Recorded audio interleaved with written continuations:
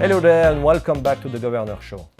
The Govrnor Show is dedicated to board enthusiasts and aims to debunk the myths surrounding board governance. The show is a weekly episode featuring talented guests who will share their board experience with us. The show will be available on our social media and I can just invite you to subscribe to them. I'm Xavier Pansard for the Govrnor Show and my today's guest is Thomas Lepelaars. Hello Thomas. How are you doing today? Great. You know what? I feel honored to have you here, not only because I like you, it's because you're part of this startup community. I'm very close and I think it's very nice to have an entrepreneur like you today. Thank you. So Thomas, you are the CEO and co-founder of NodalView, a company redefining the way real estate is listed online, right? Exactly. Mm. You are passionate about solutions that deliver great value and enhance customer experience. You're a real entrepreneur, you're a real startupers. This is your first and to say the least successful works experience, right? Yep, indeed. NodalView is my first experience and hopefully successful. What a great adventure, right? Exactly. Yes. Yeah. It's a great story. You know, we do have something for you today. We define an object. You know, every guest receives an object just to fit to their personality. And today is one of our biggest objects, I have to say. This is the rocket.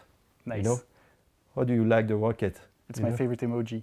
That's perfect. And before handing the rocket to you, I will describe the object for you. The rocket is an object which allows to reach a high speed thanks to propulsion. Often used as the visualization of power and speed, is generally associated with dazzling success. Just like during its launch, when everyone holds their breath in the first moments, the takeoff, a success on its own, generates admiration and encouragement from the public.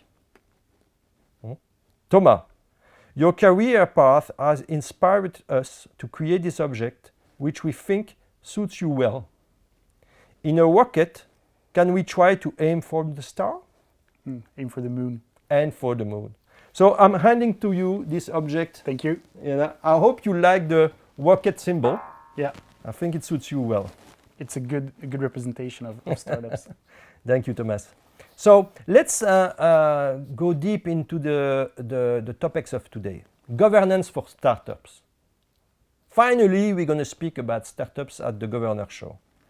And we're going to be happy to speak about your first board experience and hiring your first board of directors. Yeah. And then my first question for you, Thomas, is the following. When should you have a board in the growth of a startups? So it's an interesting question because actually for me it was the newest thing that I've started to learn from the past couple of years is what is a board, how do you use it, how do you gain value from it?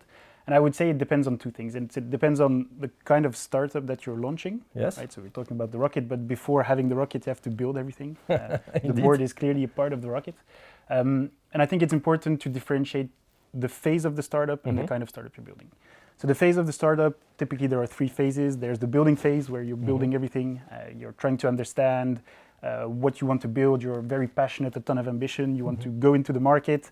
You're looking for your first customers. And then you find your first customers. You probably redefine your product. That's typically the product market fit. And then there's the third phase, which is you become a grown-up. You scale and you want to scale. And that's when you want to use all the rocket emojis. And that period, those 3 periods can all request different board members and all request different help from the board at those different phases. So it really depends in what phase your startup is. The second factor is what kind of startup are you building? Today, a lot of startups want to raise capital. I'm not saying it's the best thing to do, but it should be done in a smart way. But it also depends when you want to raise capital. Because for me, the first time that you really start looking for a board, it's when you have external investors that come in. At least that's the way it was for Nodal. Is it the right moment? I think it's probably too late. You should actually do it a bit before. When you're typically in that first phase, when you're building, you're super focused on building your company, and you don't always think that your company might become a great success. And you don't think, okay, today we're 2 people in a garage working together or in an attic or whatever. But actually that company, when it grows, it becomes more and more mature and it needs decisions to be made.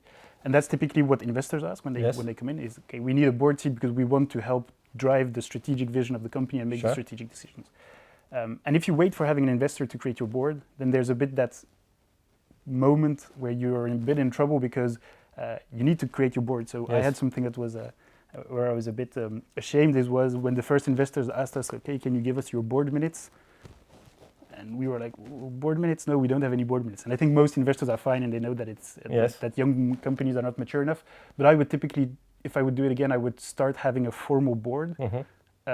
And it leads to create a board to create that strategic vision. Because the board for me is a moment where you reflect on your long-term strategy. And I think if you don't, and having these board meetings is actually super valuable because you take a step back, you de-zoom, and you set the strategic mission and also the objectives on the long term. So I would recommend doing it a tiny bit before raising money. But don't you think it's complicated to find the right board members when you're a startup like you? Because, you know, board members, let's say, are over 40, let's put it that way, or 45.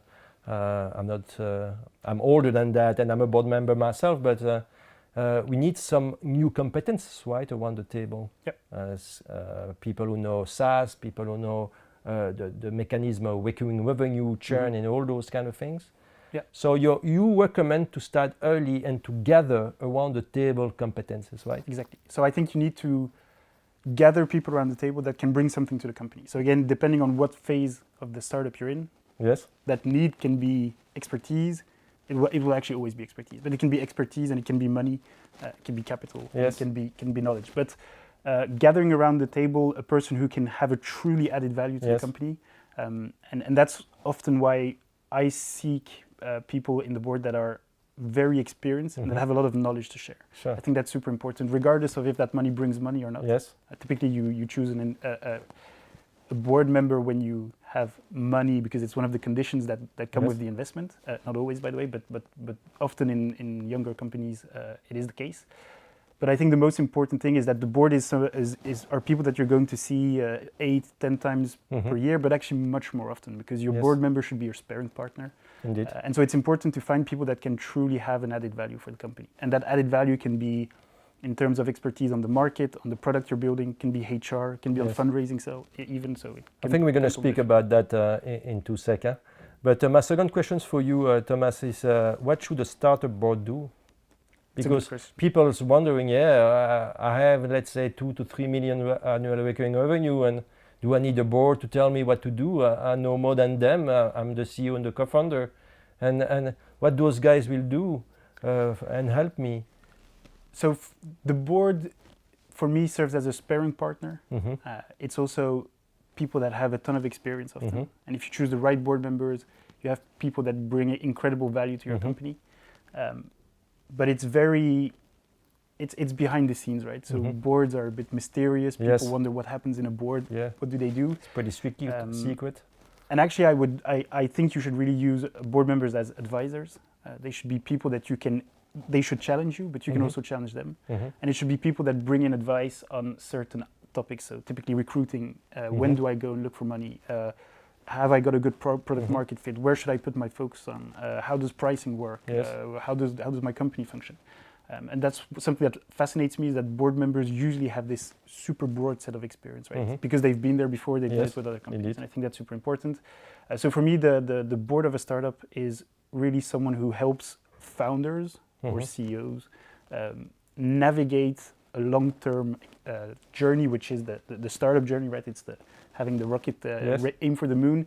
And I think it's also something that reassures founders. I think that's super important.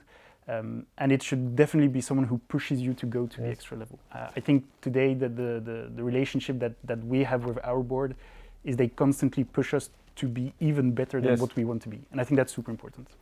Yes, and you told me before starting the show a good story about someone who was getting damn scared to create a board and things like that because he gets scared to be fired as a founder or something like that. You can tell us a bit about, all those obligations, legal obligation. It's pretty heavy, right, for a founder, for a startupper, right? It's scary, right? It can be super intimidating. So I think when an investor joins a startup, he often requires a board seat. Why? Because the board, in the end, represents the shareholders of the company, and they decide on. They're kind of a surveying or controlling organism inside of the company. So it's, of course, there's a lot of control with the board, but that's not the main reason for the board. I think it can be a bit daunting when you think board member and then you start signing contracts and you see that the board has certain decisions that they're allowed to make on your behalf or on behalf of the company. And I think one super important thing to keep in mind is the interests are super aligned. So when you have an investor who brings in money, he wants to make your company better and bigger and operate, which is actually also your interest as a founder, right? So having aligned interests is super important. And what people often think is the investors and the founding members don't have the same interest, but actually they do, right? You want to build your rocket ship, you want to go for the moon, you want to make your company a success. And so I think a lot of people are afraid of what a board represents, right? People imagine. I was telling you the story of these people that wear a suit for their first board meeting, and actually it's much more relaxed than that.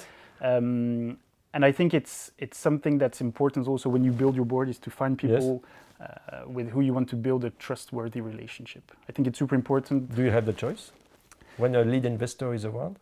So you have the choice of the investor, right? As the CEO of the company, you have the choice of your first investor. That's why I'm bridging to the third question: is how to choose a startup board member, of course, and then. Yeah, so it's a difficult question. I think there's board members that you can choose, right? The ones that you're allowed to choose, and there are board members that come with certain strings attached or that come with certain commitments. Often those commitments are money. So I think it's important to remember that if someone gives you millions of euros, it's normal that they ask for something in exchange. And often that exchange is a board seat. To a certain extent, of course. To a certain extent. To a certain extent. So often an investor will have his board member, depending on the size of the investment company. Maybe they have multiple people that can be on the board, but I think behind the board member, it's more important to choose the company that is being represented by that board member as a shareholder, of course. And what you want is you want to have a solid company with who you have good relationships, because the board, so typically a board meets between 4 to 12 times or 10 times per year, but actually you see your board much more often. I have much more discussions with the board outside of the boards than during the boards, actually.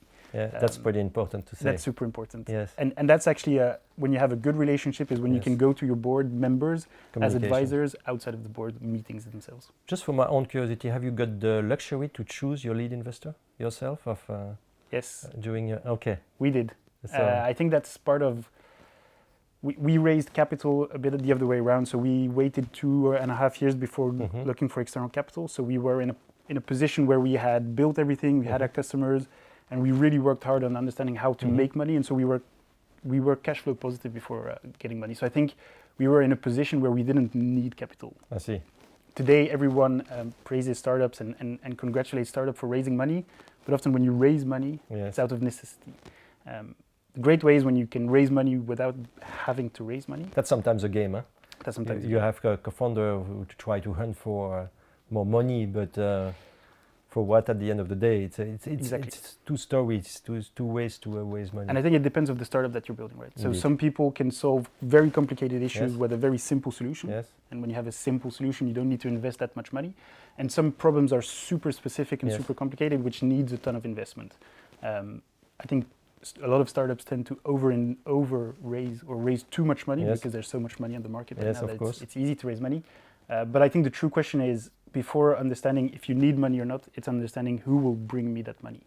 And today, if you're in a position where you can choose, and I think the strategy of every startup founder should be to be in a position where he can choose his investors, and to never put yourself in a complicated position where you don't have the liberty of choosing. Because when you choose your lead investor, it means that you choose the company that you have the best fit with. And often in the fundraising process, you first choose the company, and then you decide who the board member will be. And often the fit is so good that actually you're okay with anyone being on your board because you know that they represent the company. Out of the box thinking here, Nodalview have an international exposure, right? You Yep. present, I don't know if how many countries, but many, I Yep. guess. Huh? Is it not the right time just to hire maybe international people? So that's interesting because in our fundraising strategy, we had two international investors come in. So our first investor is Volta Ventures from Ghent in Belgium. But in our previous round A series that we did with two international VCs. So we had one VC from London and one other VC from Madrid, so in Spain. Yes. And that was actually super important because it's a way to open up strategically new markets. Yes. It's by having a local presence in terms of investors, because one of the good things that you get from investments and from your board is that they introduce you to people. Yeah, so having people from international markets, being able to make introductions, and it's actually one of the things that they do the most, right? They introduce you to customers, people, talent, future investors if needed. And so having a network of people that operate in a country that you're targeting, I think is super valuable. Super important. How do you see your board evolving in the next 2 years? Because you're going to grow, right? Yeah. We all hope you're going to grow, work it, Moon. How do you see your board evolving? What is your next challenge for your board? So I think the great thing with our board is that it really helps us in all of these different phases of the growth, in our growth, right? So depending on where you are, today we're 60 people in the company. Hopefully we'll be 100 people by the end of the year with different challenges. And I think the board also evolves, and you bring in people that have different expertise, probably with maybe larger investments, so more experience in later stage companies. But I really hope that, or I would always aim for our board to stay as it is now, which is a very enjoyable moment, actually. Sometimes it can be difficult because there's always difficult stages in a company, but people that always have your back and that always push you to go further. You never experience a crisis in a board right now?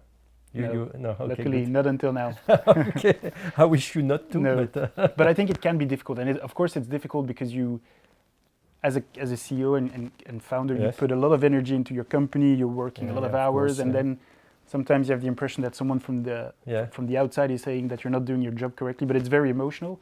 But in the end, I think it's always important to take a step back and to understand that, again, what is the interest of a shareholder? What is the interest of a founder? It's to make a company grow. Yes. So if the interests are the same, then it should be. I have fine. more questions for you if you have the time, but I would like to speak a little bit about the CFO role. CFO. I know it was not in the questions I wanted to ask you, but as a startup CFO role, board, how the CFO interact with board? Is this something you applied at Nodalview? Yeah, so that's actually interesting. Typically, that's something that changes over time. So when we did our first round, I think Frank from Volta was very understanding that you have a lot of topics that you need to work on, and typically having very well structured financing or finances is something that is complicated to get a grip on, right? You're spending money, you're trying to do a lot of things at the same time, but it's important to have transparent communication on how you spend money. Yes.